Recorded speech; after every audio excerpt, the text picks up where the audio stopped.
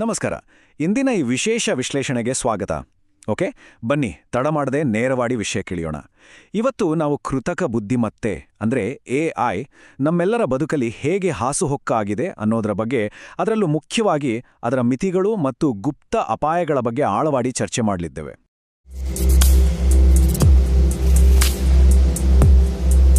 ಈಗೊಂದು ಇಂಟ್ರೆಸ್ಟಿಂಗ್ ವಿಷಯ ಹೇಳ್ತೀನಿ ಕೇಳಿ. ಇವತ್ತಿನ ದಿನಗಳಲ್ಲಿ 50% ಜೆನ್ಜಿ ಉದ್ಯೋಗಿಗಳು ತಮ್ಮ ಕೆಲಸದ ಸ್ಥಳದಲ್ಲಿ ಈಗಾಗಲೇ AI ಅನ್ನು ಬಳಸ್ತಿದ್ದಾರೆ.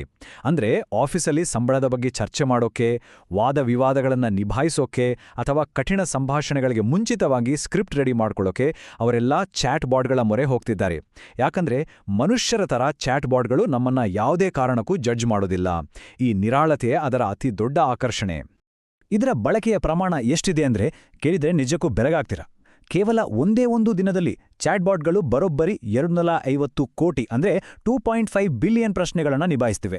ಡೇಟಿಂಗ್ ಬಗ್ಗೆ ಸಲಹೆ ಕೇಳೋದ್ರಿಂದ ಹಿಡಿದು ನಾನು ನೋಡೋಕೆ ಆಕರ್ಷಕವಾಗಿದ್ದೀನಾ ಅನ್ನೋ ವಿಚಿತ್ರ ಹಾಗೂ ವೈಯಕ್ತಿಕ ಪ್ರಶ್ನೆಗಳವರೆಗೂ ಜನ AI ಬಳಿ ಕೇಳ್ತಾನೇ ಇದ್ದಾರೆ. ನಾವೆಲ್ಲ ಎಷ್ಟರ ಮಟ್ಟಿಗೆ ಇದರ ಮೇಲೆ ಡಿಪೆಂಡ್ ಆಗಿದ್ದೀವಿ ಅನ್ನೋದಕ್ಕೆ ಇದೊಂದು ದೊಡ್ಡ ಉದಾಹರಣೆ. ಈಗ ನಾವು ಗಮನಿಸಬೇಕಾದ ಮೊದಲನೇ ಹಾಗೂ ಅತಿ ಮುಖ್ಯವಾದ ವಿಚಾರ ಅಂದ್ರೆ ಮಾಹಿತಿಯ ರಕ್ಷಣೆ. ಇದು ತುಂಬಾನೇ ಕುತೂಹಲಕಾರಿಯಾದ ವಿಷಯ.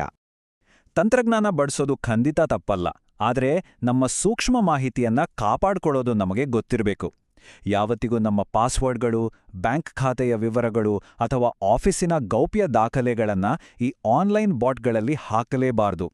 ಆದರೆ ವಿಪರ್ಯಾಸ ಅಂದ್ರೆ ಇಂದಿಗೂ ಕೂಡ ಸಾಕಷ್ಟು ಜನ ತಮ್ಮ ಅತ್ಯಂತ ಖಾಸಗಿಯಾದ ಹಣಕಾಸು ವಿವರಗಳನ್ನ ಹಾಗೂ ಭದ್ರತೆಯುಳ್ಳ ದಾಖಲೆಗಳನ್ನ ಈ ಸಿಸ್ಟಮ್ಗಳಿಗೆ ಸುಲಭವಾಗಿ ಫೀಡ್ ಮಾಡ್ತಿದ್ದಾರೆ.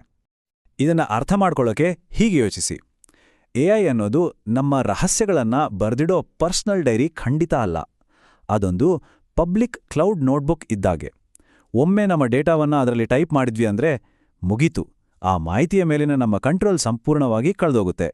ಅಂದ್ರೆ 100 ಜನ ಇರೋ ರೂಮಲ್ಲಿ ಜೋರಾಗಿ ಕೂಗಿ ಹೇಳೋಕೆ ಆಗದೇ ಇರೋ ಯಾವುದೇ ವಿಷಯವನ್ನ ಚಾಟ್ಬಾಟ್ನಲ್ಲಿ ಟೈಪ್ ಮಾಡಬಾರ್ದು ಅನ್ನೋದು ಇಲ್ಲಿನ ಸುವರ್ಣ ನಿಯಮ.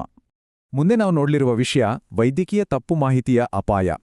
ಇತ್ತೀಚೆಗೆ ಆನ್ಲೈನಲ್ಲಿ ಥೆರಪಿ ಅಥವಾ ಕಾಯಿಲೆಗಳ ಬಗ್ಗೆ ಹುಡುಕೋದು ತುಂಬಾನೇ ಕಾಮನ್ ಆಗ್ಬಿಟ್ಟಿದೆ.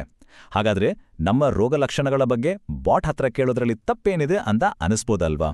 ನಿಜಕ್ಕೂ ಇದರಿಂದ ಆಗುವ ಹಾನಿ ಏನು? ರಿಸರ್ಚ್ಗಳು ಸ್ಪಷ್ಟವಾಗಿ ಹೇಳ್ತಿವೆ, AIನಿಂದ ವೈದ್ಯಕೀಯ ವಿಷಯಗಳಲ್ಲಿ ತಪ್ಪು ಮಾಹಿತಿ ಸಿಗೋ ಅಪಾಯ ತುಂಬಾನೇ ಜಾಸ್ತಿ ಇದೆ.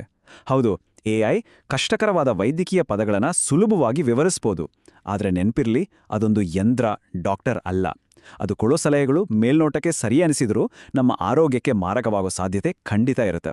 ಹಾಗಾಗಿ ರೋಗ ನಿರ್ಣಯಕ್ಕೆ ನೈಜ ವೈದ್ಯರನ್ನೇ ಭೇಟಿ ಮಾಡೋದು ಅತ್ಯಗತ್ಯ.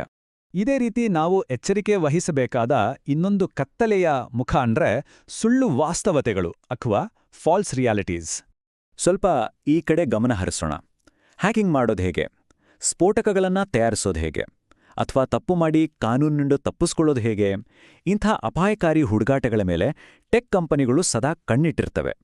ಕೇವಲ ಕ್ಯೂರಿಯಾಸಿಟಿಗೆ ಇಂಥ ಪ್ರಶ್ನೆಗಳನ್ನು ಕೇಳಿದ್ರೂ ಸಾಕು, ಆ ಸಿಸ್ಟಮ್ಗಳು ನಮ್ಮನ್ನ ಅನುಮಾನಾಸ್ಪದ ವ್ಯಕ್ತಿಗಳ ಪಟ್ಟಿಗೆ ಸೇರಿಸಿ ಮುಂದೆ ನಾವೇ ತೊಂದರೆಗೆ ಸಿಲುಕೋ ಹಾಗೆ ಮಾಡ್ಬೋದು. ಟೆಕ್ ಜಗತ್ತಿನಲ್ಲಿ ಇದನ್ನ ಹ್ಯಾಲ್ಯುಸಿನೇಷನ್ ಅಂತ ಕರೀತಾರೆ. ಅಂದ್ರೆ AI ಸಂಪೂರ್ಣವಾಗಿ ಸುಳ್ಳಾದ ಮಾಹಿತಿಯನ್ನೇ ಸೃಷ್ಟಿಸಿ ಅದನ್ನೇ 100% ಸತ್ಯ ಅನ್ನೋ ಥರ ತುಂಬಾನೇ ಕಾನ್ಫಿಡೆಂಟ್ ಆಗಿ ನಮ್ಮ ಮುಂದೆ ಇಡುತ್ತೆ. ಇದರಿಂದಾಗಿ ಸುಳ್ಳು ನಂಬಿಕೆಗಳು ಪದೇ ಪದೇ ಪುಷ್ಟಿಗೊಂಡು ಜನ ಪಿತೂರಿ ಸಿದ್ಧಾಂತಗಳ ಅಂದ್ರೆ ಕಾನ್ಸ್ಪಿರಸಿ ಥಿಯರಿಗಳ ಬಲೆಯಲ್ಲಿ ಸಂಪೂರ್ಣವಾಗಿ ಸಿಲ್ಕೊಂತಾರೆ. ಇವೆಲ್ಲದರ ಜೊತೆಗೆ ನಾವು ಚರ್ಚಿಸಲೇಬೇಕಾದ ಅತಿ ಗಂಭೀರವಾದ ವಿಚಾರ ಮಾನವ ನಿರ್ಧಾರಗಳನ್ನು ಉಳಿಸ್ಕೊಳ್ಳೋದು. ನಮ್ಮ ಜೀವನದ ಅದೇ ದೊಡ್ಡ ಮತ್ತು ವೈಯಕ್ತಿಕ ನಿರ್ಧಾರಗಳನ್ನ ಒಂದು ಅಲ್ಗಾರಿದಮ್ಗೆ ಬಿಟ್ಟುಕೊಡೋದು ನಿಜಕ್ಕೂ ಅಪಾಯಕಾರಿ.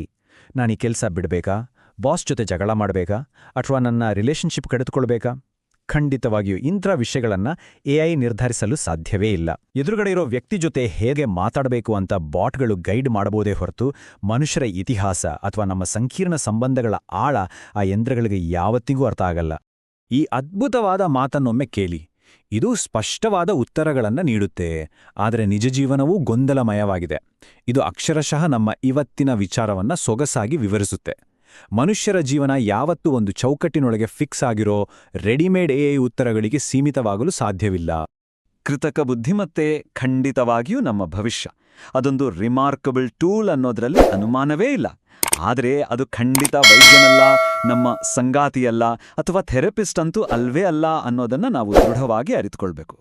ಹಾಗಾಗಿ ನಾವು ಕೊನೆಯದಾಗಿ ಯೋಚಿಸಬೇಕಾದ ಪ್ರಶ್ನೆ ಇದಲ್ಲ, ಎಐ ಏನೆಲ್ಲ ಮಾಡಬಲ್ಲದು, ಬದಲಿಗೆ ಮಾನವಕುಲ ಅದರೊಂದಿಗೆ ಏನನ್ನೆಲ್ಲ ಹಂಚಿಕೊಳ್ಬೇಕು ಅನ್ನೋದು. ಇಷ್ಟೊಂದು ಯಾಂತ್ರೀಕೃತವಾಗ್ತಿರೋ ಈ ಜಗತ್ತಿನಲ್ಲಿ ನಮ್ಮ ಮಾನವನ ವಿವೇಚನೆ ಯಾವತ್ತಿಗೂ ಅತಿ ಮುಖ್ಯ. ಮುಂದಿನ ಬಾರಿ ಎಐ ಬಳಸುವಾಗ ಈ ಮಾತು ನಮ್ಮೆಲ್ಲರ ನೆನಪಿನಲ್ಲಿರ್ಲಿ.